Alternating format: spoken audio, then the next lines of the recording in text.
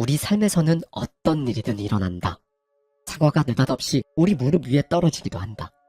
그러나 그런 행운의 확률을 높이려면 과수원에 있어야 한다. 여러분은 성공합니다. 여러분이 그걸 원했기 때문이죠. 안녕하세요. 하와이 대저택입니다. 네, 여러분들이 이 영상을 이른 아침에 듣고 계시다면요. 아직 대부분이 미래의 영역에 속해 있는 오늘이라는 이 하루를 어떻게 보낼 계획이신가요? 혹은 퇴근길 저녁 시간에 듣고 계시다면요. 미래였다가 순식간에 이제는 과거가 되어버린 오늘 하루를 어떻게 보내셨나요? 네, 사실 오늘 하루도 미묘하게 수많은 여러가지 버전의 오늘이 있었을 거란 말이죠. 그 중에서 한 가지 버전의 오늘 하루가 여러분에게 펼쳐질 예정이거나 이미 펼쳐졌고요. 그런데요, 여러분, 만약에 최고 버전의 오늘 하루를 보낼 수 있는 어떤 힌트를 여러분이 알고 있었다면 그 최고 버전의 오늘로 인해 여러분의 내일도 미묘하게 바뀔 겁니다. 그로 인해 여러분의 일주일과 한 달 뒤, 1년 뒤의 현실이 점점 더 최고 버전으로 바뀌어 갈 거고요. 마치 나비 효과처럼 말이죠. 그리고 그 미래에 대한 힌트를요, 경제적, 사회적으로 정말 깊은 통찰을 지닌 여러분의 할아버지가 당신 삶의 끝자락에서 혼란스럽고 복잡하고 어려운 오늘을 살아가는 여러분에게 편지로 그 힌트를 전해준다면 어떤 기분이 들 것 같으세요? 그리고 또 어떤 내용이 담겨 있을까요? 아무래도 할아버지가 손주인 여러분에게 쓴 편지니까요. 경험한 시대적 배경이 완전히 달라서 그 당시에 없던 것들이 지금은 생겨났고 또 반대로 그 당시에는 있었던 것들이 지금은 없어졌을 겁니다. 그런데요, 여러분, 이렇게 많은 것들이 생겨나고 없어졌지만 그 편지 안에는 시간이 아주 오래 지났어도 여전히 유효하고 또 절대로 변하지도 않는 인생에 대한 깊은 통찰은 정말 고스란히 그대로 남아있을 겁니다. 그렇죠?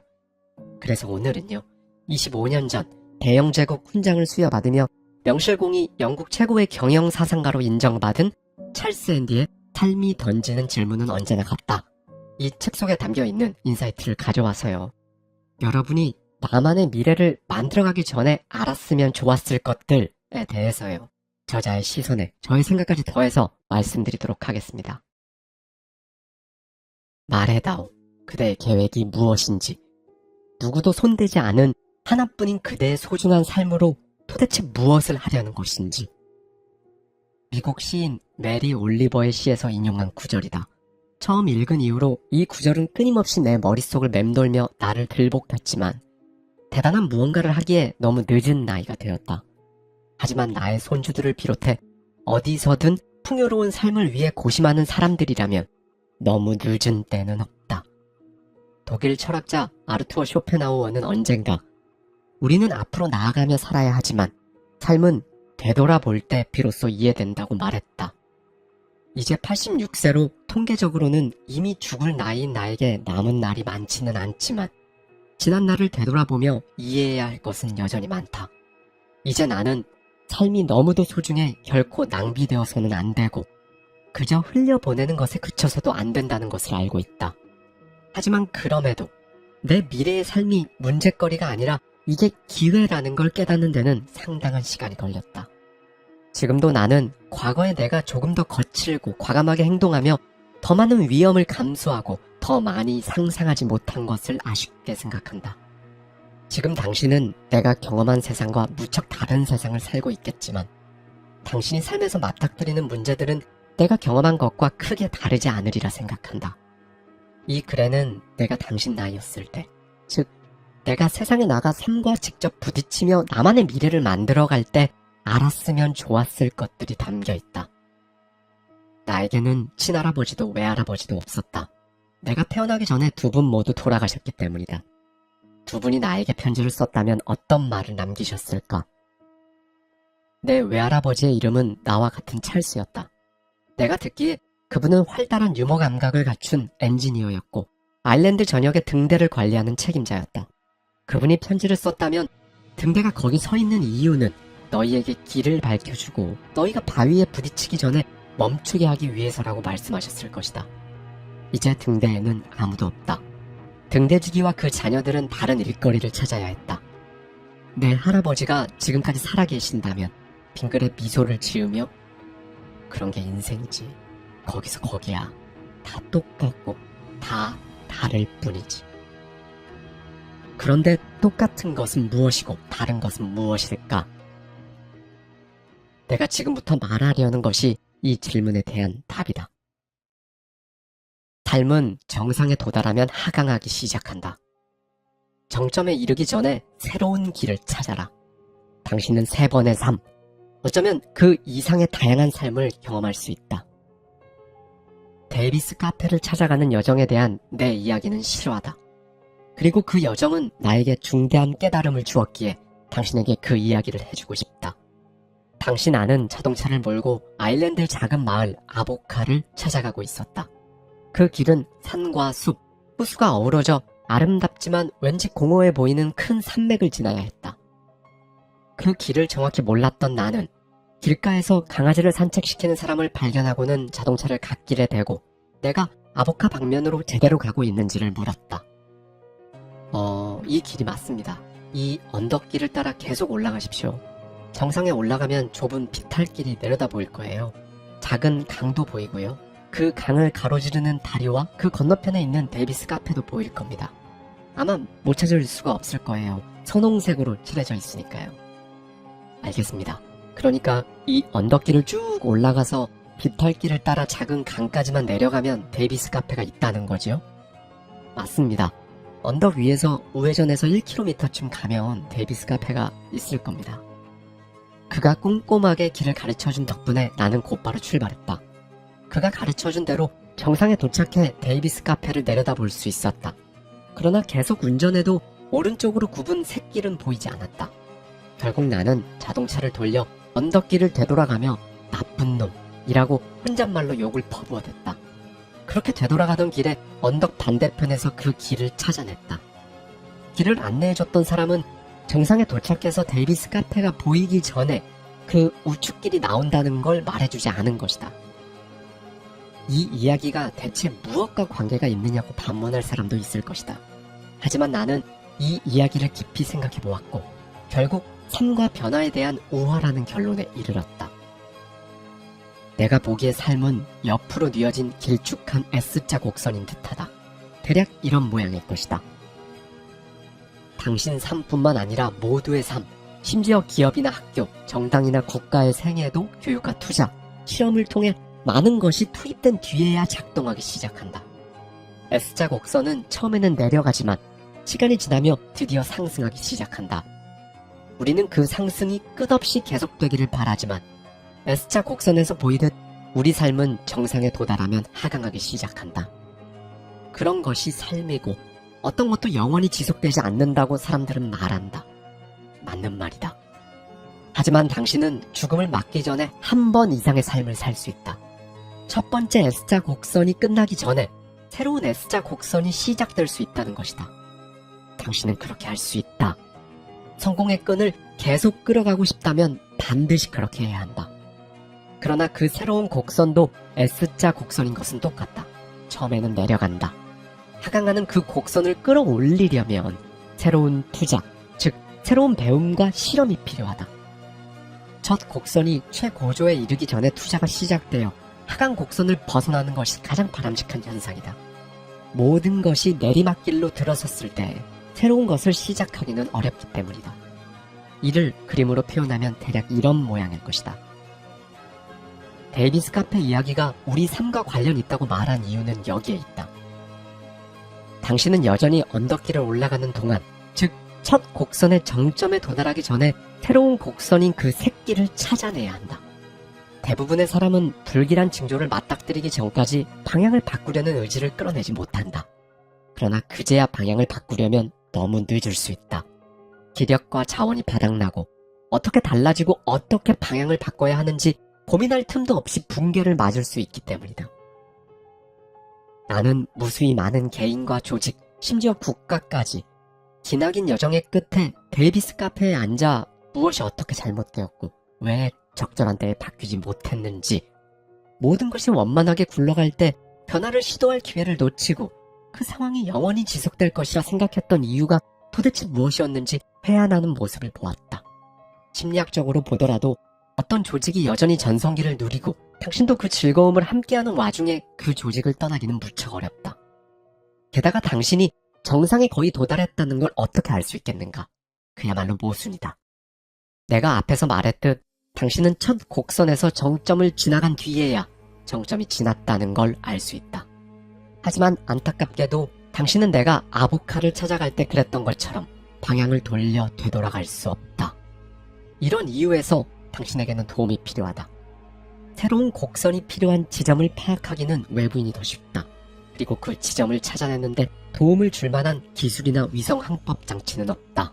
오직 인간만이 그 역할을 할 수 있다. 맨체스터 유나이티드 축구팀의 전설적인 감독 알레스 퍼거슨은 그 지점을 기막히게 알아냈다. 덕분에 거의 최정점에 다다른 핵심 선수를 경기력이 하락하기 직전에 팔 수 있었다. 그러나 자기 자신의 S자 곡선에 관해서는 뛰어난 자각력을 보여주지 못했다.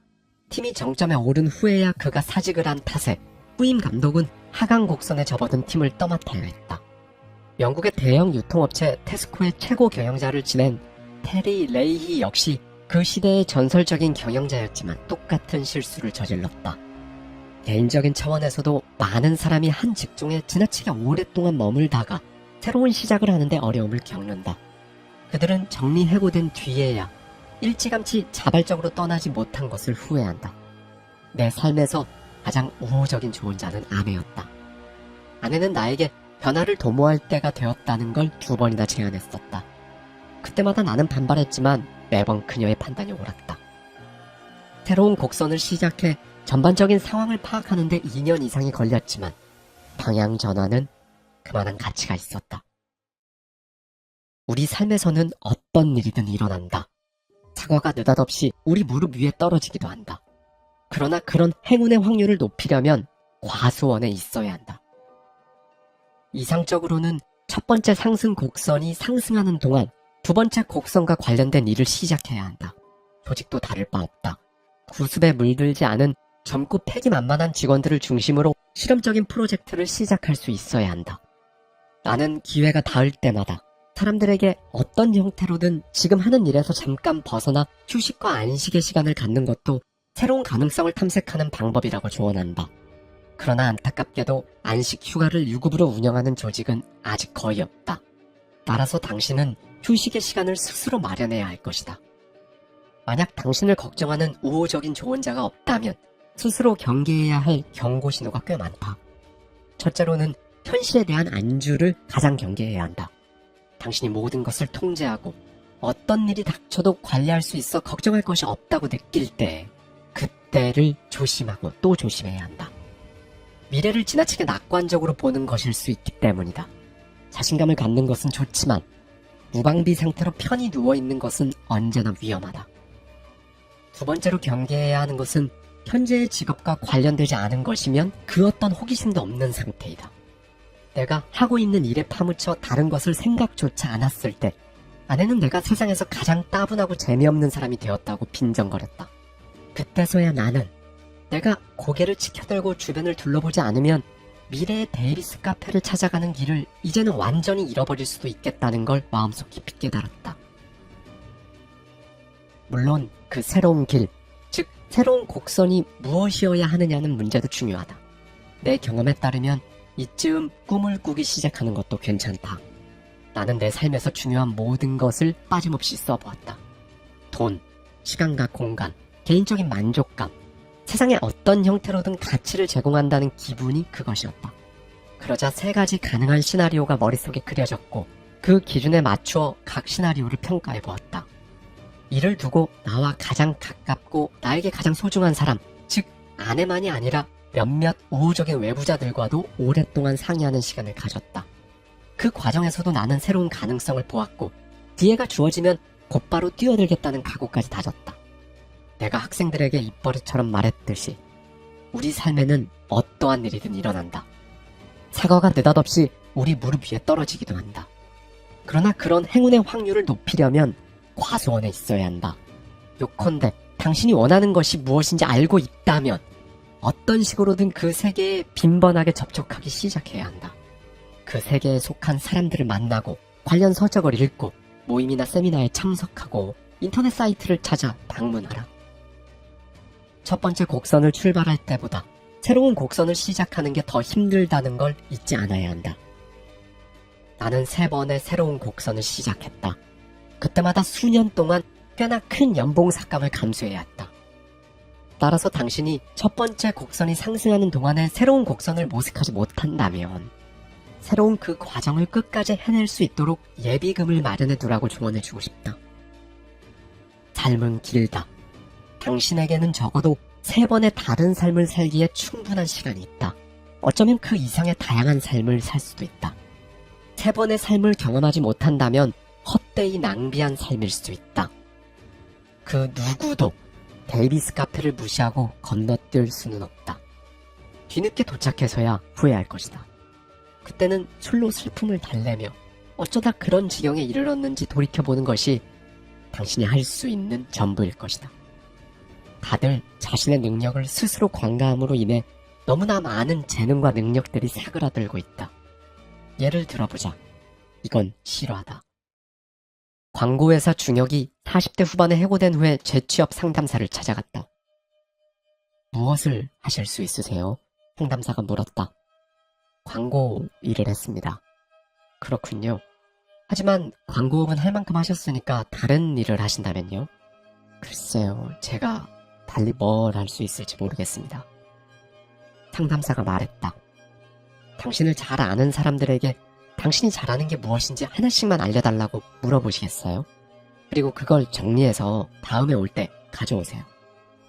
다시 상담사를 찾아온 그는 주변 사람들이 알려준 그의 많은 능력들에 놀랐다며 이렇게 덧붙였다.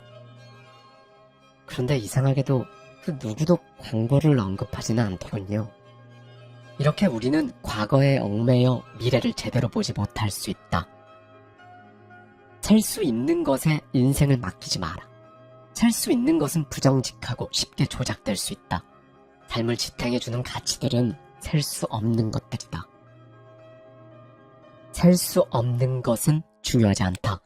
이런 말이 존재하듯이 우리 삶에서 많은 부분이 순전히 숫자 노름인 것은 사실이다.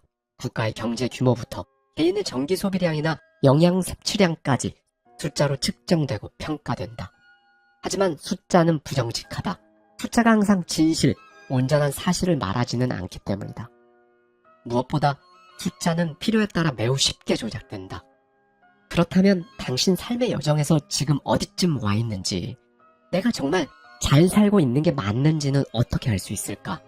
누구나 행복하고 싶고 사랑하고 사랑받고 싶어 한다.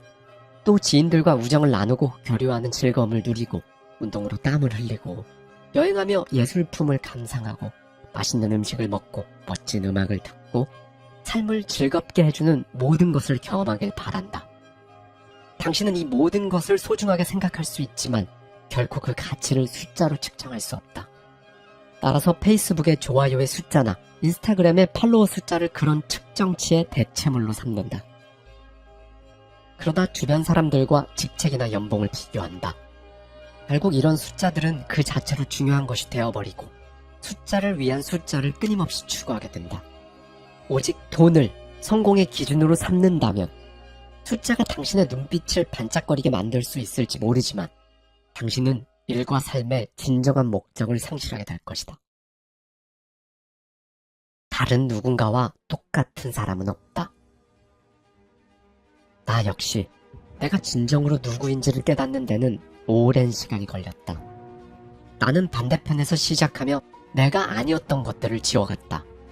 말하기 부끄럽지만 사회생활을 시작하고 처음 10년을 나는 내가 아닌 사람, 즉 대기업 관리자로 보냈다. 그렇다고 내가 그 일을 싫어한 것은 아니었다. 하지만 내가 그런 일에 능숙해질 수 없고 특별한 관심도 없다는 걸 알게 되는 데는 오랜 시간이 걸리지 않았다. 물론 우리 삶에서는 어떤 경험도 무의미하게 낭비되지는 않는다. 나중에 내가 장래의 기업 CEO들을 가르치기 시작했을 때 그 시절의 경험이 상당한 도움이 되었기 때문이다. 삶의 여정을 통과하고 있는 당신에게 조언한다면 흥미롭게 보이는 일을 시도해보라는 것이다. 그럼 그 일이 당신에게 적합한지 그렇지 않은지를 금방 파악할 수 있을 것이다. 궁지에 몰려 실패하더라도 걱정할 것은 없다. 내가 사회생활을 시작하고 초창기에 그랬듯 당신도 성공보다 실패에서 더 많은 것을 배울 것이다. 내가 90년 가까이 살며 깨달은 바에 따르면 삶은 발견의 여정, 즉 자아를 발견해가는 여정이다. 하지만 당신이 안전하고 익숙한 길을 고수한다면 그 어떤 것도 발견할 수 없을 것이다. 나는 당신이 인생의 목적지에 대해 생각하길 바란다. 나는 책상 위에 하얀 돌을 놓아두고 어떤 한 구절을 떠올렸다. 천사가 말했다. 승리하는 사람에게는 내가 흰 돌을 주겠다. 그 돌에는 하나의 이름, 그 돌을 받는 사람만이 아는 이름이 쓰일 것이다. 라는 구절이 그것이다. 나는 이 구절의 정확한 의미는 모르지만 내가 성공한 삶을 살면 나를 위해 특별히 지어진 새로운 이름을 얻게 될 것이란 뜻으로 해석한다. 달리 말하면 나는 다른 존재의 이름, 즉 누군가의 유전자를 물려받은 사람일 뿐만 아니라 궁극적으로 나만의 고유한 존재가 될 것이란 뜻이 아닐까. 또한 내가 어떤 식으로든 세상에 흔적을 남기는 데 성공하고 숨겨져 있던 잠재력을 완전히 펼치며 내 스스로 보람있는 삶을 살아야 비로소 하얀 돌을 받을 만하다는 뜻이 아닐까. 물론 당신이 하얀 돌을 받았는지는 훗날 오직 당신만이 알 것이다. 하얀 돌은 명예나 대중의 갈채로 결정되거나 표시되지 않는다. 그저 그 돌을 받을 때는 당신만이 알 것이다. 그리고 부디 당신이 그 하얀 돌을 받기를 진심으로 바란다. 감사합니다. 지금까지 하와이 대저택이었습니다.